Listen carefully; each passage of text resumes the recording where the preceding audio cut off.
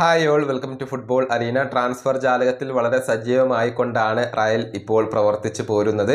ഇനി മധ്യനിരയിലേക്ക് ഒരു താരത്തെ അവർക്ക് ആവശ്യമുണ്ട്. ടോണി ക്രൂസിന്റെ പകരക്കാരനെയാണ് ക്ലബ്ബ് ഇപ്പോൾ ലക്ഷ്യം വെക്കുന്നത് എന്ന റിപ്പോർട്ടുകൾ ഇന്നലെ പുറത്തേക്ക് വന്നിരുന്നു. അതുമായി ബന്ധപ്പെട്ട ഒരു വീഡിയോ നമ്മൾ ചെയ്തിട്ടുണ്ട്. പ്രധാനമായും റയൽ ഇപ്പോൾ പരിഗണിക്കുന്നത് മാഞ്ചസ്റ്റർ സിറ്റിയുടെ സ്പാനിഷ് സൂപ്പർ താരമായ റോഡ്രിയെയാണ്.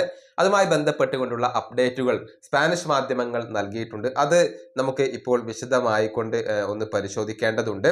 അതായത് റയലിന് ടോണി ക്രൂസിന്റെ ഒരു പകരക്കാരനെയാണ് ഇപ്പോൾ വേണ്ടത്. ക്ലബിന് ഏറ്റവും കൂടുതൽ ഇഷ്ടപ്പെട്ട പ്രൊഫൈൽ അത് റോഡ്രിയുടെ പ്രൊഫൈലാണ്. അദ്ദേഹത്തെ സ്വന്തമാക്കാൻ ക്ലബിന് താല്പര്യമുണ്ട്. പക്ഷെ അത് ഒട്ടും എളുപ്പമാവില്ല. മാഞ്ചസ്റ്റർ സിറ്റി അദ്ദേഹത്തെ കൈവിടാൻ സാധ്യത കുറവാണ്. നമുക്കറിയാം, നിലവിലെ ബാലൻഡിയോർ ജേതാവാണ് റോഡ്രി. പക്ഷെ താരത്തിന് വേണ്ടി റയൽ ശ്രമിച്ചേക്കും എന്നാണ് സ്പാനിഷ് മാധ്യമങ്ങൾ കണ്ടെത്തിയിട്ടുള്ളത്. സിറ്റി കൈവിടുകയാണെങ്കിൽ അദ്ദേഹത്തിന് വേണ്ടി ഓഫർ നൽകാൻ റയൽ ഇപ്പോൾ റെഡിയാണ്.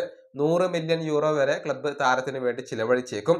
നിലവിൽ റയൽ പ്രധാനമായും രണ്ട് കാര്യങ്ങളാണ് നോക്കുന്നത്. ഒന്ന്, അദ്ദേഹത്തെ മാഞ്ചസ്റ്റർ സിറ്റി കൈവിടുമോ എന്നുള്ളതാണ്. 2027 വരെ അദ്ദേഹത്തിന് ക്ലബ്ബുമായി കരാർ അവശേഷിക്കുന്നുണ്ട്.